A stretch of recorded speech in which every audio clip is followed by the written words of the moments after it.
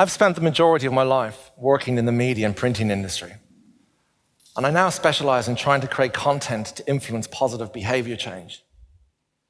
Now, the irony of that fact is that I'm an addict, and unless I control my addiction, I will destroy myself, my family, and everything around me. I realized when I was 13 that I had a screw loose, that there was something wrong with me and the people around me. So I started to read books about behavior change and psychology. But I was only 13, and it didn't really make a lot of sense to me. But I did pick up some gems of wisdom, such as the definition of an addict being someone who has a compulsive dependency on a substance or on a behavior habit. And I learned that my thoughts created my perceptions of reality, and your thoughts should also control your behavior, but they didn't. Even though I told myself not to, I couldn't control my thoughts, I couldn't control my behavior. And then I learned this theory, that our thoughts grow our neuron pathways. So something as intangible as your thoughts manifest into matter that controls the chemicals and reward systems in your brain. This was astonishing. And I realized at that point that my obsession had rewired my brain to the extent that I now had two personalities. I had an evil, addictive personality, and I had a good personality. And the evil personality would overpower the good one, and then the good one would feel terrible remorse for the evil deeds it did. And I couldn't come to terms with the fact. I couldn't deal with it. And instead, I took the easy path and went into a state of denial. You see, when you have a fact that your mind does not want to accept, it will do three things. The first thing it will do is seek other information to counteract that fact. The second thing it will do is reduce the importance of that fact. Now, if you do either one of these things, it's going to create doubt about that fact and probably lead you to a state of denial. The last thing your brain will do, and this is probably the final thing it will do, is accept the fact and then change your behavior. So I was now 17 years of age, and I was starting to get a bit of an understanding of why I was the way I was, but I wanted to learn how to fix it. So I went to self-help groups, and I sat in big circles of warm, kind, wise people. And I drank sweet tea and ate biscuits. And I heard over and over and over again that if I handed my life and my will over to a higher power, I would find a path and purpose in life. But I had a big problem with this idea. I wouldn't give the keys of my car to a complete stranger. How could I hand my life over to something I didn't even know existed in the first place? So I decided I needed to study spirituality. So instead of going to a priest, I went up a hill. But it wasn't a normal hill, it was Tara Hill. It was the seat of the Celtic High Kings for over 1,000 years and one of the most spiritually charged places in Ireland. And on this magical hill was a beautiful little bookshop. And in there, I learned about druid groves and Wiccans and Fae lore. And I was introduced to an ancient mythological race called the Tuatha Dé Danann, who are also called the Fae. And according to the ancient legends, they built this amazing building called Newgrange.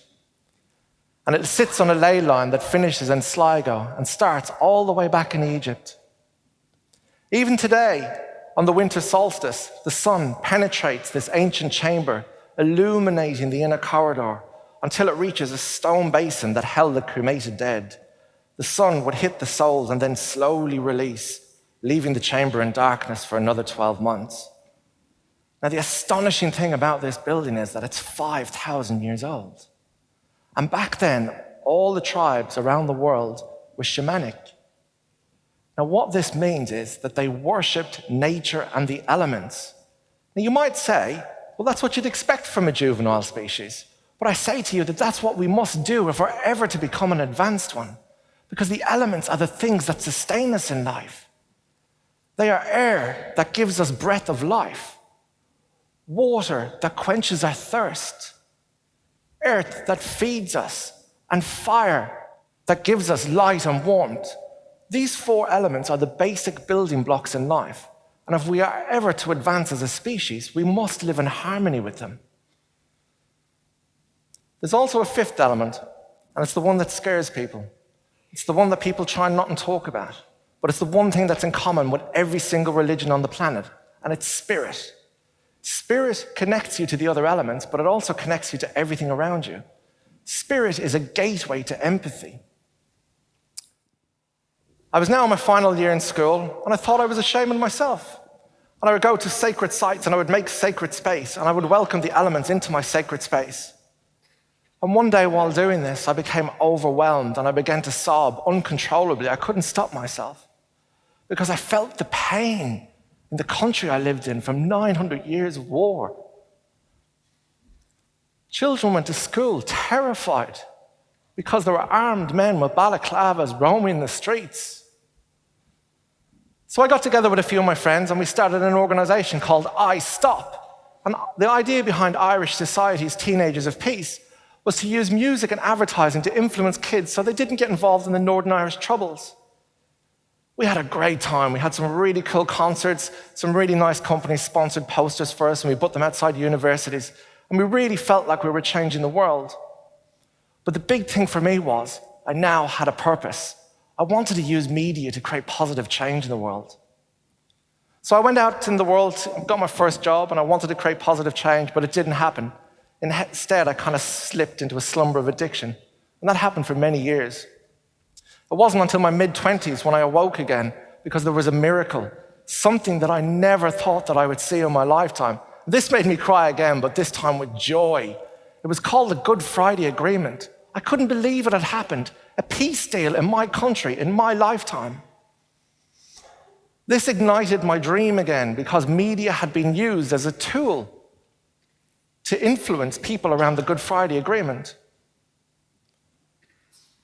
And I realized at that point that this was the first time I could ever remember peace or media being used to create peace. But it's always been used as a tool of war to whip people up into a frenzy and hatred and fear about things that never even existed in the first place, like weapons of mass destruction. What the hell was that all about? So these thoughts began to manifest into a theory. And it's a crazy theory, but it could be true. And if it is true, it's going to change your perceptions of reality because it has changed mine. And it could actually be true. And this is the theory. If your thoughts create your neuron pathways, and those neuron pathways create your addictions and your states of denial, what does the media do to us if it says the same things over and over and over again? Could it actually change our perceptions of reality? Could it actually turn us into addicts? I had come to the conclusion when I was 13 years of age that I was an addict in a planet of addicts. And now I finally saw that media played a major role in making that happen. Now, if this theory is true, it also means that the powerful, most wealthy people on the earth are also the worst addicts because they believe in profit at all costs and they are prepared to do everything to get it. So I started to study big industries and how they influence behavior change. And in 1964, it was proven that smoking caused cancer. In response to this, the tobacco industries employed an organization called the Marshall Institute because they wanted to defend their profit margins. That's all they cared about. Now, the Marshall Institute were spin doctors that understood cognitive dissonance, and they knew that all they needed to do was create doubt in the mind of the smokers, and they would continue to smoke. This is a set strategy. So they created advertising campaigns using doctors saying, smoking's fine, you can smoke as much as you want, it's good for you. And then they created science institutes and books. Everything was phony. And they managed to create a debate around the fact, when there is no debate, smoking causes cancer.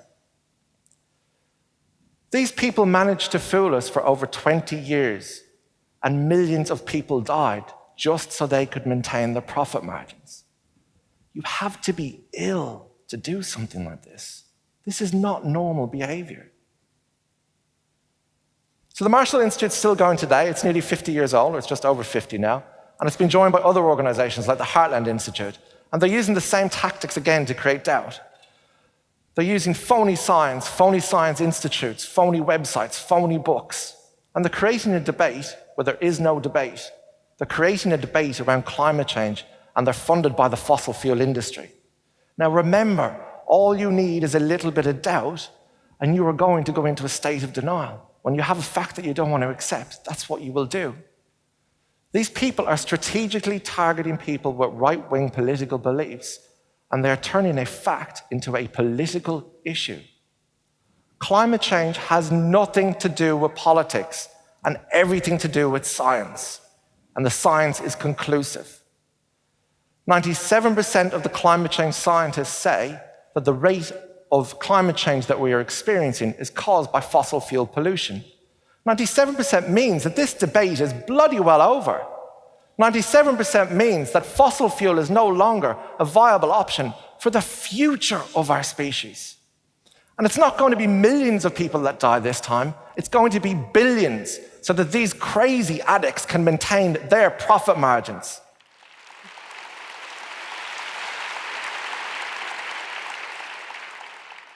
So I was fired up now. I had a mission in life and I could really go for it and I really had direction.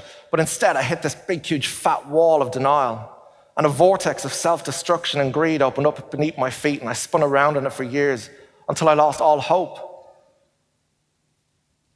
And then one day, a beautiful angel flew into my life and changed it forever.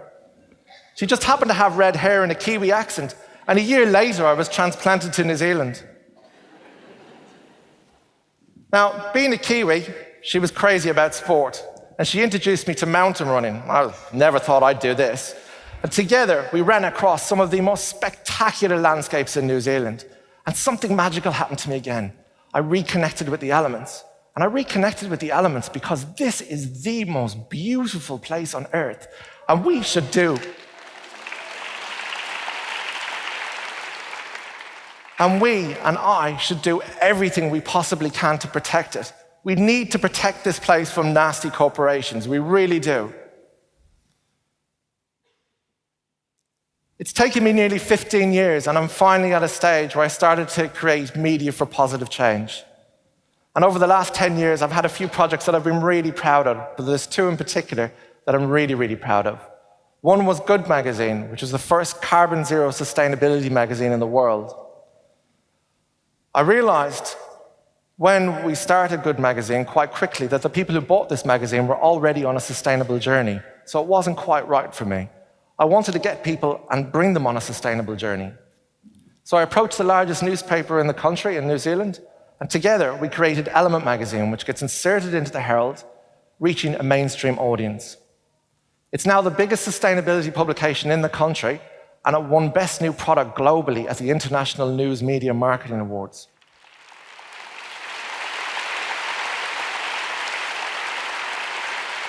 We're also really excited because we've moved into e-commerce, and at the moment we're reaching nearly 600,000 people a month with this brand. I never thought in my lifetime that I would be behind something so big, that I would be involved in something this big. It's such a huge dream to me, but the dream is about to get even bigger. Because we are about to launch the largest social change website that this country has ever seen, and we hope it's going to spread from New Zealand and spread around the world. And this time we have the backing of an enormous media corporation. We can reach nearly 3 million people a week starting here, and then we're going to spread. Now,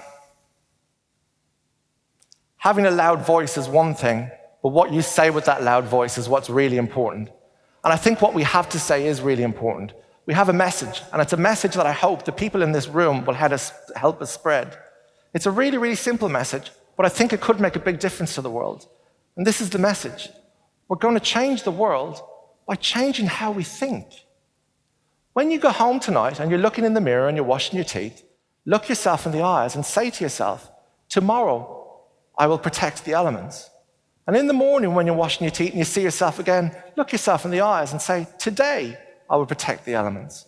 And over time, you will grow new neuron pathways and you will change your perceptions of reality. And you will tell your friends and they will change their perceptions of reality until we all become guardians of the elements. And when this happens, it will mean that our great-great-great-great-grandchildren will breathe fresh air, drink clean water, eat nutritious food, and make an abundance of energy from the sun. All we need to do is find the spirit and the will to make it happen. So please, for the future of our children, spread this idea. Protect the elements. Merry meet. Thank you.